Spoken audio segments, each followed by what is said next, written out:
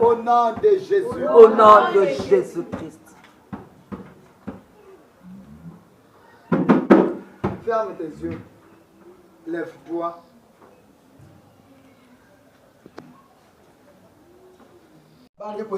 Premièrement déclarer ce qu'ils avaient demandé. Amen. Amen. Ce sont les comportements d'enfants chrétiens. Car il y a des chrétiens jusqu'aujourd'hui à nos jours. Ils sont encore des bébés. Malgré sa vie de prière, malgré sa manière de chercher Dieu, mais il reste bébé. Pour connaître un bébé, ce n'est pas la taille, ce n'est pas, bien aimé, la morphologie d'une personne. Non. Mais juste, quand tu verras les comportements de la personne, tu diras malgré ta taille, malgré ton gabarit, tu es encore enfant. Amen. Et il y a des autres En voyant l'âge, il est assez grand. Selon ses comportements, il le traite comme un bébé. Pourquoi? Parce que ses comportements font de lui un enfant. Pour connaître un chrétien qui a grandi, ce n'est pas sa vie de prière, ce n'est pas le nombre de jours qu'il vient par semaine à l'église, ce n'est pas le nombre de jours qu'il prend pour jeûner, mais ce sont les comportements. Comment un chrétien se comporte quand il y a un problème de fond. Amen. Un enfant, quand il voit le parent venir, il dit maman, papa, mon bonbon, mon biscuit. Il prend le sac pour le chasser. Il part fuyer dedans. Mais il n'a même pas. Il se rend compte que là où maman était partie, il y avait des dangers. Il pouvait faire l'accident. Il pouvait tomber. On pouvait l'arrêter. Parce qu'il y a d'autres mamans qui, quand ils vous cherchez l'argent avec de l'eau qu'ils vendent dans le chassé. Tandis que le chassé au Congo est interdit. Quand belle famille porte des risques pour te nourrir. Mais quand il arrive, sans pourtant qu'on puisse l'arrêter, qu'est-ce que tu dis premièrement à Dieu? Ou bien la première des choses, ce sont des comportements de bébés. Il y a des parents, quand ils partent chercher, il est au grand marché, sur le goudron, là où on interdit les gens de vendre. Mais il est en train de vendre pour toi, pour te nourrir. Mais quand il revient, comment tu reçois maman? Est-ce que tu la poses des questions? Comment s'est passé là-bas? Est-ce qu'on vous a attrapé? Non. La première des choses, c'est ce que des chrétiens font à Dieu. Ils ne se rendent pas compte du souffle de vie qu'on a donné. Ils ne se rendent pas compte de la vie éternelle qu'on a donnée. Mais quand il a un problème, il peut même dire à Dieu, je ne veux plus te servir. Amen. Quand il a un problème, il peut arrêter tout avec Dieu.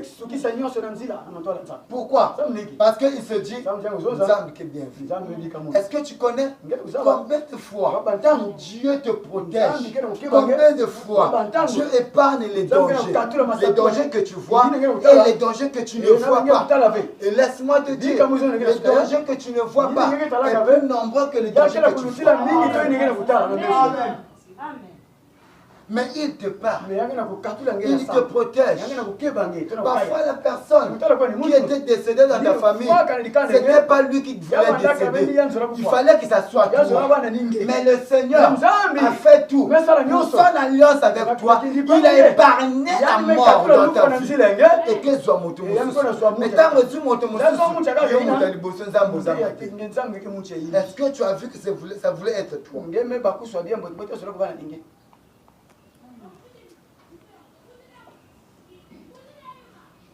Voilà pourquoi il a dit, dans toutes circonstances, rendez gloire à l'Éternel.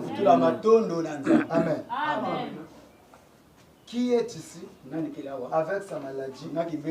Il dit, Seigneur, je te rends grâce parce que tu as permis.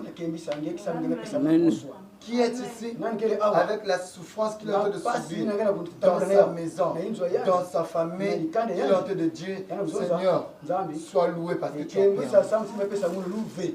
Amen. Il y a une soeur qui a publié dans notre groupe de WhatsApp un témoignage. Et ce témoignage-là, pour les autres, c'est nouveau. C'est l'histoire qui date. Je glorifie le Seigneur. Parce que si la soeur a publié cela, ça l'a touché. Il avait un chef. Il avait un serviteur. Ça veut dire comme garde, qui était à chaque moment avec lui. Un jour, ils sont partis à la chasse pour aller chercher du gibier, bien sûr. Arrivant là-bas, il y a un animal sauvage qui a voulu dévorer le chef. Et le serviteur a précipité pour venir délivrer son chef. Malgré il était un peu rapide, mais le chef son doigt était déjà coupé. Mais au moins, il a pu délivrer son chef. Et l'animal n'a pas tué le chef. Quand le chef s'est levé, il s'est fâché contre son serviteur. Pourquoi? C'est parce que le doigt s'est coupé. Est-ce que tu comprends? Le chef a oublié que le serviteur a pris du risque pour lui délivrer. Peut-être, si l'animal voulait être plus fort, il voulait dévorer son serviteur. Le chef n'a pas vu ça. Amen. Il était fâché contre son serviteur. En repartant, le chef voulait encore aller chasser. Il se dit, je ne vais plus partir avec toi.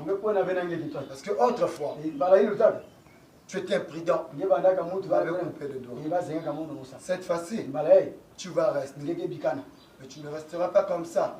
Parce que tu as fait que le chef soit coupé le doigt. Tu dois être emprisonné. Il prend son serviteur, il met en prison. Est-ce que tu comprends? C'est l'ingratitude des serviteurs. Des chrétiens, j'allais dire. L'ingratitude des chrétiens qui ne sont pas reconnaissants des bienfaits de Dieu. Il est parti. La chose étonnante, le serviteur, depuis qu'ils sont ensemble, il avait l'habitude de lui dire tout ce que Dieu fait est bon. Tout ce que Dieu fait est bon. Amen. Quand le chef est parti lui-même à la chasse, cette fois-ci, ce n'était pas l'animal qui dévore. C'était maintenant les gens qui mangent les gens. On l'a arrêté. Or, les gens là ne sacrifient pas l'homme imparfait. Tu dois être parfait en tout, de la tête aux pieds. On a pris le roi, ou le chef, on l'a mis sur l'autel pour le tuer. Là où il n'y avait pas le serviteur pour le secourir. Et du coup, les gens là se sont rendus compte que le chef est imparfait. Il a un doigt coupé. Ils disent, on ne peut pas te tuer, on ne peut pas te sacrifier. Tu es imparfait. Va pour toi. Le chef est reparti. Il est parti voir son serviteur. Il dit, c'est vrai, Dieu est bon. Tout ce que Dieu fait, c'est bon. Si mon doigt là n'était pas coupé, moi j'allais mourir.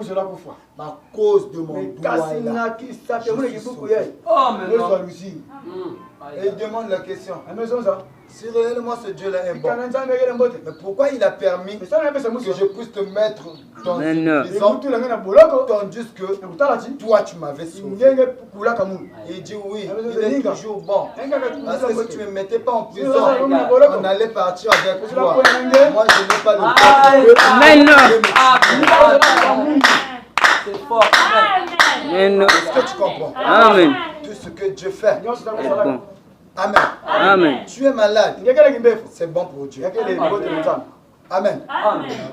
Amen. Amen. Si tu n'étais pas malade, parfois il y a un rendez-vous que tu allais partir.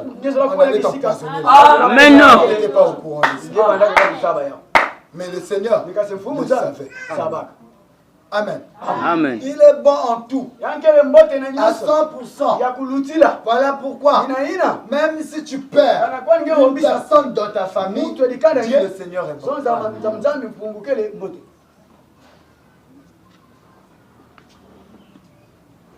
Humainement, on pouvait dire cette femme était mauvaise. Pourquoi? Son mari, il est tenté de venir dans l'ambulance. On l'a appelé rapidement. Viens, on va t'assembler. Parce qu'on doit rejoindre ton mari qui avait de venir dans l'ambulance dans un cas critique.